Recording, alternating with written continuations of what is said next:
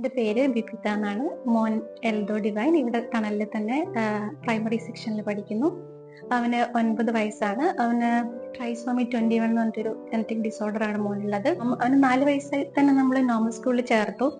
അപ്പോഴവന് speech ആയിരുന്നു main പ്രശ്നം. ബിഹേവിയറലായിട്ട് അവന് ഭയങ്കര ബുദ്ധിമുട്ടുകൾ ഉണ്ടായിരുന്നു. ബിഹേവിയർ ഇഷ്യൂസ് അങ്ങനെ കാണിക്കാറുണ്ടായിരുന്നില്ല. അവന് സ്പീച്ച് ആയിരുന്നു മെയിൻ പ്രോബ്ലം. അപ്പം നമ്മൾ തെറപ്പികൾക്കൊക്കെ കൊണ്ടുപോയിരുന്നു. പക്ഷെ ഡിസ്റ്റൻസ് ഭയങ്കര വീട്ടിൽ നിന്ന് അങ്ങോട്ടുള്ള ഡിസ്റ്റൻസ് ഒക്കെ ഭയങ്കര ബുദ്ധിമുട്ടായിരുന്നു. നോർമൽ സ്കൂളിൽ ചേർത്തപ്പോഴും നമുക്ക് തെറപ്പിയും സ്കൂളിങ്ങും ഒരുപോലെ കൊണ്ടുപോകാൻ പറ്റുന്നുണ്ടായിരുന്നില്ല. അപ്പൊ ആ സമയത്ത് ഒരിക്കലും ഹോസ്പിറ്റലിൽ വന്നപ്പോഴാണ് ഒരു പാരന്റ് എന്നോട് ടണലിനെ കുറിച്ച് പറഞ്ഞത്. അപ്പൊ അത് അവർ പറഞ്ഞത് കേട്ടപ്പോ തന്നെ എനിക്ക് എന്തായാലും അവിടെ ഒന്ന് പോകണം എന്നൊരു ആഗ്രഹമായിരുന്നു. ഞങ്ങൾ അന്ന് തിരിച്ച് ഹോസ്പിറ്റലിൽ നിന്ന് പോകുന്ന സമയത്ത് തന്നെ ഞങ്ങള് അവിടെ ടണലിൽ വന്നു. അന്നത്തെ പ്രിൻസിപ്പലിനോട് സംസാരിച്ചു, ടീച്ചേഴ്സിനെ കണ്ടു, ക്ലാസ് റൂമുകളൊക്കെ പോയി കണ്ടു. നമ്മൾ അത് തിരിച്ചിറങ്ങുന്ന സമയത്ത് എൻ്റെ മനസ്സിൽ എങ്ങനെയെങ്കിലും എത്രയും പെട്ടെന്ന് മോനെ ഇവിടെ എത്തിക്കണം, അവന് നമ്മളെ കൊണ്ട് പറ്റുന്ന രീതിയിൽ എല്ലാം കൊടുക്കണം, അങ്ങനെ ഒരു ചിന്തയായിരുന്നു. അങ്ങനെ ടണലിൽ മോനെ ചേർത്തു. അപ്പൊ അവന് സ്പീച്ചും നല്ല ബുദ്ധിമുട്ടുണ്ടായിരുന്നത് കൊണ്ട് നമ്മൾ സ്കൂളിലും ചേർത്തു. ഇപ്പൊ സ്കൂളിൽ നിന്നുള്ള തെറാപ്പികൾ കിട്ടും, സ്കൂളിൽ നിന്നുള്ള പഠനമുണ്ട്. പിന്നെ എക്സ്ട്രാ ആയിട്ട് സ്പീച്ചിൽ കുറച്ചും കൂടി ഇന്റൻസ് ആയിട്ടുള്ള സ്പെഷ്യൽ ആയിട്ട് തെറാപ്പി സെഷനുകളും നമ്മൾ അവന് കൊടുക്കുന്നുണ്ടായിരുന്നു.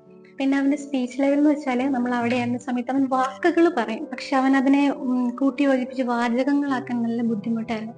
പക്ഷെ ഇപ്പൊ അവൻ എങ്ങനെയാന്ന് വെച്ചാല് വാക്കുകളെ വാചകങ്ങളാക്കി. ചില സമയത്ത് കഴിഞ്ഞ ദിവസമൊക്കെ എന്നോട് 4 വേർഡ്സ് ഒരുമിച്ച് പറഞ്ഞ സെന്റൻസ് ആക്കി പറഞ്ഞു. അപ്പം ശരിക്കും ഇപ്പൊ അവൻ കഥകൾ പറയാൻ തുടങ്ങി. ഇപ്പൊ സീക്വൻഷ്യൽ ആയിട്ടൊരു കഥ പറയാനൊക്കെ അവന് ബുദ്ധിമുട്ടായിരുന്നു. പക്ഷെ ഇപ്പൊ അതിലൊക്കെ അവൻ ട്രൈ ചെയ്യാൻ തുടങ്ങി. പുള്ളി പെർഫെക്റ്റ് ആയെന്നല്ല, ട്രൈ ചെയ്യാൻ തുടങ്ങി. അപ്പൊ കഥകൾ പറയാൻ തുടങ്ങി, പാട്ടുകള്, അങ്ങനെ ഒരു ഓവറോൾ ഡെവലപ്മെന്റ് ആണ് മോനുണ്ടായിട്ടുള്ളത് ഇവിടെ വന്നതിന് ശേഷം. അപ്പൊ ഈ ടണലിൽ നിന്ന് വന്നപ്പോ ടണലിന്റെ സ്റ്റെപ്പ് കിടക്കുമ്പോൾ നമുക്ക് എടുത്തു പറയത്ത ഒരു കാര്യം എന്താന്ന് വെച്ചാല്, ഇവിടുന്ന് കിട്ടുന്ന കുട്ടികൾക്ക്, നമ്മുടെ മക്കൾക്ക് കിട്ടുന്ന ഒരു സ്നേഹവും പരിഗണനയാണ്.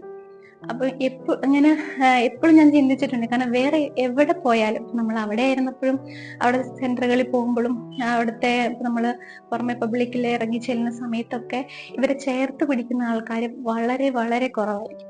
പക്ഷെ ഇവിടുത്തെ ഒരു പ്രത്യേകതയാണ്, ഓരോ ശരിക്കും സ്നേഹം കൊണ്ടാണ് ഇവരെ പഠിപ്പിക്കുന്നത്. അപ്പൊ നമുക്ക് മനസ്സിന് ഭയങ്കര ഒരു സന്തോഷം നൽകുന്ന ഒരു കാര്യം. അക്കാദമിക്കലി നോക്കുന്ന സമയത്ത് ഇപ്പം അവന് പറഞ്ഞില്ലേ, കുത്തി വരയ്ക്കുന്ന ആ ഒരു ലെവലിൽ നിന്ന് അവനിപ്പം നമ്പേഴ്സ് എഴുതാൻ തുടങ്ങി, ലെറ്റേഴ്സ് എഴുതാൻ തുടങ്ങി. കഴിഞ്ഞ വീക്കിൽ അവന്റെ പേര് എഴുതാൻ തുടങ്ങി. അപ്പം എൽദോ എന്നുള്ള പേരിങ്ങനെ ബുക്കിൽ കണ്ടപ്പോൾ നമുക്ക് എന്താ പറയാ, പറഞ്ഞറിയിക്കാൻ പറ്റാത്തൊരു സന്തോഷമാണ്.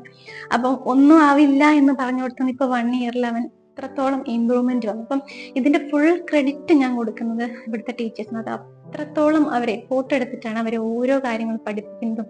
ഇപ്പൊ അക്കാദമിക്ക് മാത്രമല്ല, ബാക്കി സ്പോർട്സിലാണെങ്കിലും ആർട്സിലാണെങ്കിലും എക്സ്ട്രാ കരിക്കുലർ ആക്ടിവിറ്റീസ് ആണെങ്കിലും അവരുടെ നിത്യജീവിതത്തിൽ അവർ ചെയ്യേണ്ട എല്ലാ കാര്യങ്ങൾക്കും ഉള്ള ഒരു സ്പെഷ്യൽ ട്രെയിനിങ് പ്ലേസ് തന്നെയാണ് ശരിക്കും ടണൽ എന്ന് പറയുന്നത്. ഞങ്ങളെ പോലെയുള്ള രക്ഷിതാക്കൾക്ക് ശരിക്കും ഈ സ്ഥാപനവും ഇവിടുത്തെ സ്റ്റാഫും ടീച്ചേഴ്സും ഒക്കെ പേരിൽ പറയുന്ന പോലെ തന്നെ ശരിക്കും ഒരു തണലിടം തന്നെയാണ്.